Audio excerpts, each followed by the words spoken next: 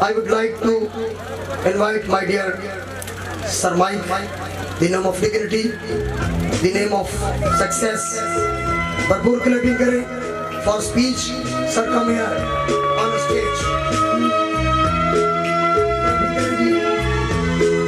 Who is really putting a dent on this part of universe. He is really a mind-blowing guy, and he's creating a legacy, he's creating a memory for all of you. I'm pretty sure you personally, you need to be really thankful, and you really need to have gratitude for such an amazing guy. And he's among you, and he is really putting a dent. He is becoming a groundbreakingly successful person. He's not the person who is looking forward to success for himself. He is looking forward for your success, and that's the defining moment for the leaders. Leaders, honest to goodness, they don't cross the finish line first. They allow other people to cross the finish line first, and they enjoy its charisma. We all are pretty lucky, this beautiful seminar, this beautiful annual Paris Day have been created here by this amazing legend, Sir Abdul Khalik. So I will request you, please. So please, at least for 1 minute, I would request Sir Khalik to come up, please, up here. Please come. And I would request all of you to please give at least 1 minute round of applause. For 1 minute. We will clap for him for 1 minute. Unstoppable clap. Okay? Thank you very much. 1, 2, 3, start.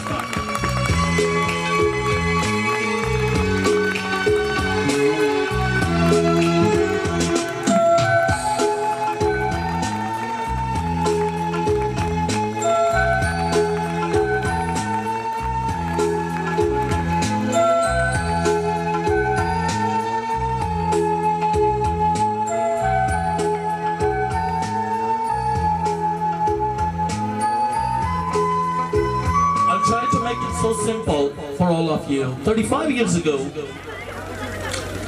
I was a great sports guy. I was a great sports person. I was the fastest bowler, Shoaib Akhtar, and the very fastest bowler Waqar Yunus. I was the fastest bowler, and I was playing in a ground. It was a school ground, and I was performing really at the top notch. And we won that match, and we played the whole day. And unfortunately, I couldn't attend my class, but in the meanwhile, one of my teacher, he was my English language teacher, he was standing outside the ground with his bicycle and with my backpack, with my bag. He was waiting outside. He waited for hours and hours. And when I closed my game, we won that game, and I was just coming outside, and my teacher was standing there. And my teacher says, "Come on." And he took me to some separate place. He has my bag on his bicycle. He sacrificed a lot for me for a day. And he started to teach me. He said, tomorrow is going to be your test, and you have to show up. You have to show best performance in your class, because you are the role model in my class, so you're really going to perform better. So today I will teach you. So he waited for me for hours and hours, and then he started to teach me. And I still can remember 35 years ago the way he came out on his bicycle. It was so inspiring. And after 35 years, I went to my school as alumni, as a senior student in my school, because now I'm world-class speaker. I inspire a lot of people all over the globe. I've been in China, I've been in Australia, and I've inspired a lot of people online, I'm conducting a lot of seminars.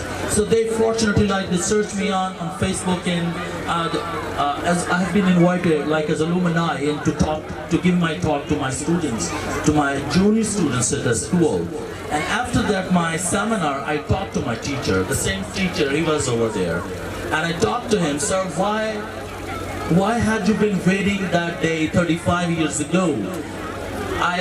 I could not understand what have you been doing for me 35 years ago. I was playing a cricket match, and you were waiting for me on your bicycle outside with my backpack, and then you helped me to learn my lesson. Why did you do that?" And I'm pretty sure you would like to know it. You know what was his answer? He replied me after 35 years. He told me, "Because I was worried about you. I was worried about you. While you were playing, I was worried Maybe you will skip your test tomorrow. So this is what kind of spirit teachers have. And I'm telling you seriously, along with the parents, teachers are so amazing people in your kids' life. They are playing their pivotal role. They are really bringing up the groundbreaking success in your life. They are so amazing people. Your kids need 3 best teachers in their life. If your kid can have 3 best teachers in their life, I can tell you they become legends. They become philosopher. They become book writer. Right? They blow the people's mind. They become like Steve Jobs, Bill Gates, Mark Zuckerberg, or they become like a great philosopher. They shape the people. They shape the life of the people, for the humanity. They need just 3 best teachers. And those best teachers actually, they appreciate the students. They need appreciations. And your kids need your appreciation, being a parent, being a teacher. They're looking forward. But unfortunately, what we want them to do, what we love to do, we need to allow them what they love to do. We need to look into it, like what are they looking forward in life? How can we inspire them in their life? I'm telling you, I'm sharing with you a law. You know, there are 105 laws in our life. Even you understand it or not, you like it or not, you practice it or not, you feel like it works or not. But laws are happening in our life. There is one law. Like today, the law of attraction is happening here. Because our colleague created a lot of vibes. He created this beautiful place, he created this beautiful arena, and a beautiful place for all of you, and you people came up here. So there was a law, the law of attraction, working here right now. And there are a few more laws I want to share with you, being the parents, being the teachers. There are three expectations in our life. Expectation number 1, because it's annual Parents' Day, so I really need to talk to the parents. How many mothers and fathers are sitting here in this room? Please raise your arm. How many mothers are sitting now? Please raise your arm. And how many parents, fathers? Please raise your arm. Yes, so this is a message for you people.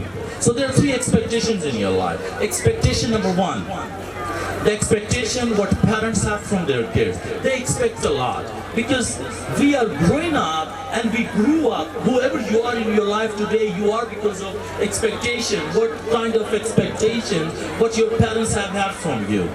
They help you to grow up, they raise you up, and you grew up on those expectations.